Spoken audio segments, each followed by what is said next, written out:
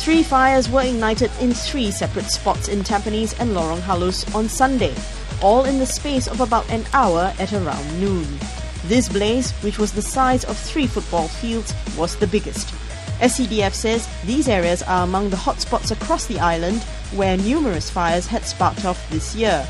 Sales representative and resident Mr. Goh Hian Koon has been living next to this belt of greenery near Tampines Industrial Street 62 for the last 7 years.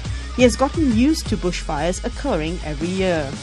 Mr. Goh, you said that recently that there have been a few fires. Can you tell us about the other fires? No, there's one that's around 2 weeks ago. You can take over a look here. It's just outside my house. There was the fire started 5 minutes after I left. Then my wife called me. So quite okay because after 5 minutes the fire station was here to put out the fire. I see. What did your wife tell you? What was the call like? Oh, just told me our house, in front of our house there's a fire. I said, oh, okay. Has it become so commonplace that you can joke about it? Because, wow, really, the fire is just meters away from, just across the road. Because this is not the first time. So the previous one is much more nearer to us because it's come near to the road already. But it was also quite safe because the fire station came very fast. Previously, it was a lot worse when it was just over here by the road. Can you tell us when was that and how bad was that? And what do you do? It was around 2 years back. It started from the side. Now they're actually having the house, the building there. Before the building is an empty glass. I don't know how it started. It just started from the side. I think the wind blow, then the fire just catch across, and then it start burning through over here. This is one of the sector that is actually burned. But the previous one, even over that side, is actually fire. When I saw that, I just made phone call. Then after a while, the police at the fire station came. Then another while, you can see a lot of people standing in front of my house watching the fire burning. I'm sure that, living so near such areas where occasionally there will be fires at vegetations has also its drawbacks. How badly affected do your homes get here, besides the smoke? Because even now, even though the fire has died down, I can still smell some of the smoke right here. Yeah, that is only the only problem that we face. Other than that, if very near to us, when the fire is burning, glass start to flow. So this is also one of the things that affect our house, is that we have to do more cleanings. Overall, I think this year is quite okay because there's only 2.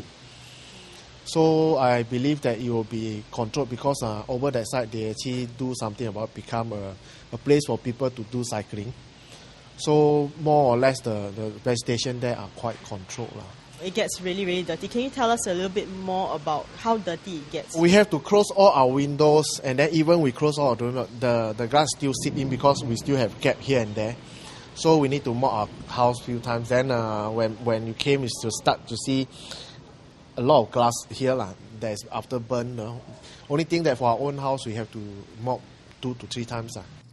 For another resident, it was the fire that took place here 3 weeks ago that caused some problems at his home. Down here can get pretty windy.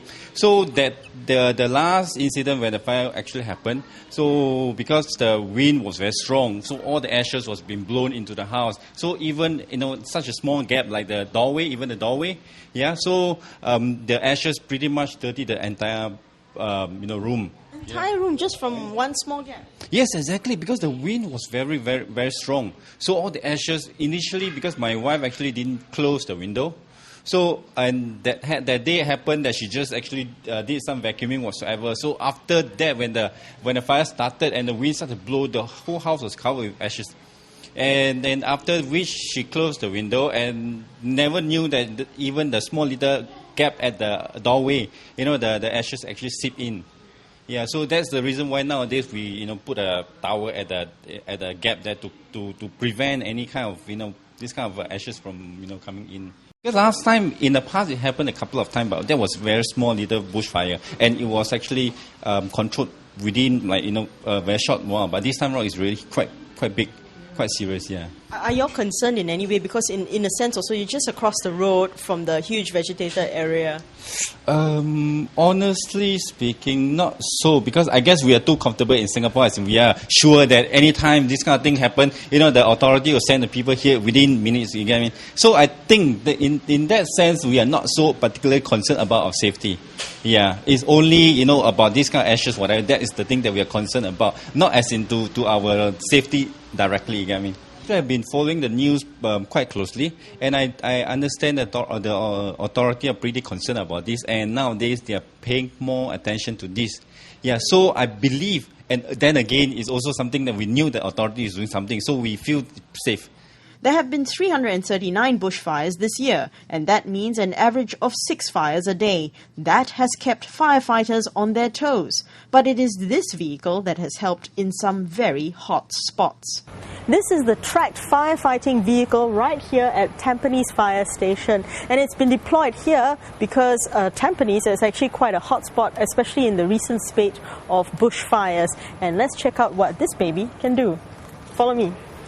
This is Major Goh here, and he's the OC of Tampines Fire Station. Major Goh, could you tell us a little bit more about when this vehicle is actually deployed? Well, the tracked firefighting vehicle is usually part of the second wave of appliances that SCDF deploys for fires which are usually bigger than 1 football field in size. It carries 1,700 litres of water, and it helps us to get to places which are very difficult to reach by means of other vehicles.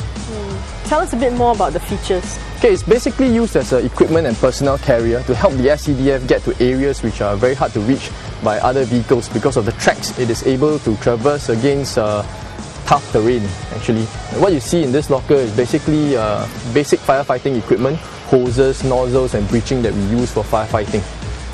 Let us move in front. Okay, what you see in front here, this is the vehicle's drencher system.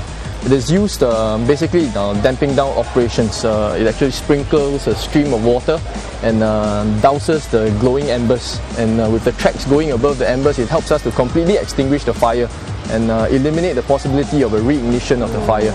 How is this useful compared to what you normally do if you are dispatching manpower? Well, it helps us save a lot of manpower because this vehicle is able to cover a very large area compared to if you have to do it manually with just firefighters. I see.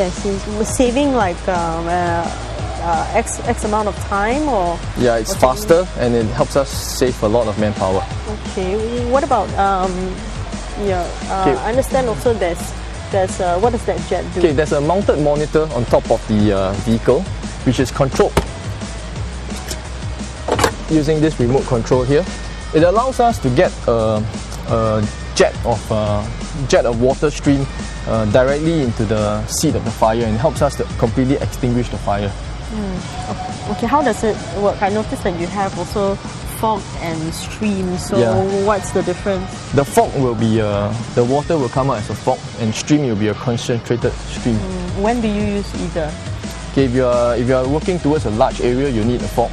And if you are just concentrating on a point where you want to extinguish the seat of the fire, you use a stream. I see. Yeah. Okay. Well, and what are all these gadgets here? Okay, these are other equipment that we use. We have a chainsaw here, which we use to cut down trees, branches which are in our way.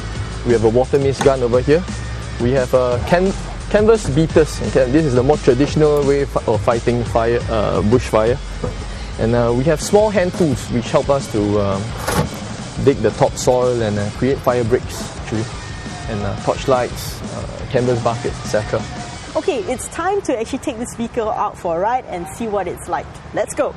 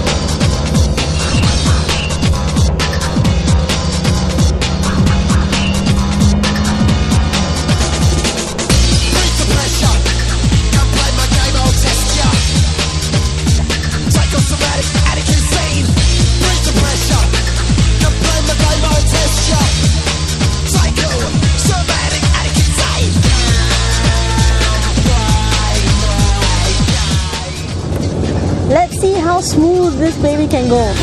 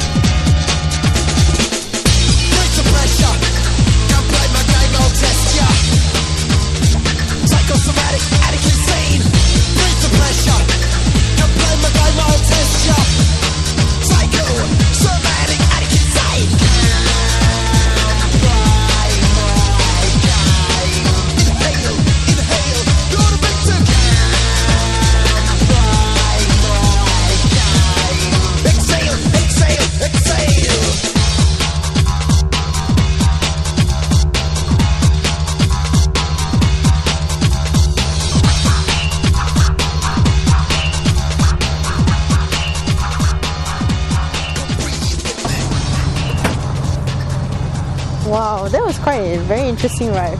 Extremely bumpy. Just now I tried the vehicle and it's pretty smooth, but you know, when it came to humps, it just basically plowed down humps and any obstruction. You know, can you tell us a little bit about how useful it is in this kind of terrain? Well, the track firefighting vehicle is especially useful in such situations where it's a rough, undulating terrain that even 4x4 vehicles cannot manage. It's able to mitigate this terrain very, very well. In your experience, you know, what has been the most useful situation? Can you tell us a bit about what happened then? Well, especially in large areas where you need a lot of manpower to actually take part in damping down operations, this vehicle actually helps us to get the damping down operations done fast and more effectively with the trencher system that you saw earlier on. I see. But was there a time where it was a difficult bushfire that you recall that this came in even more handy, that went beyond what it usually does? Well, we had fires in areas where there was no water supply at all.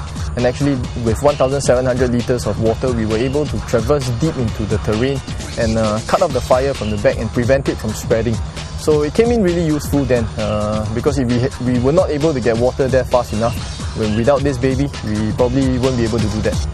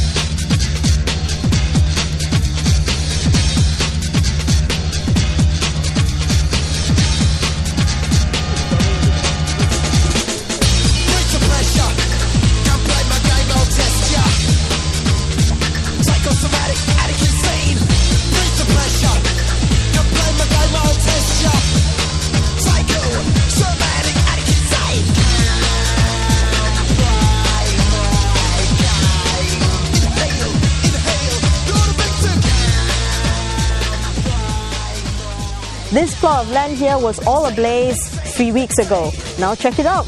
The grass is greener now. And let's hope that because of the rain in the last few days, this really spells the end of bushfire season.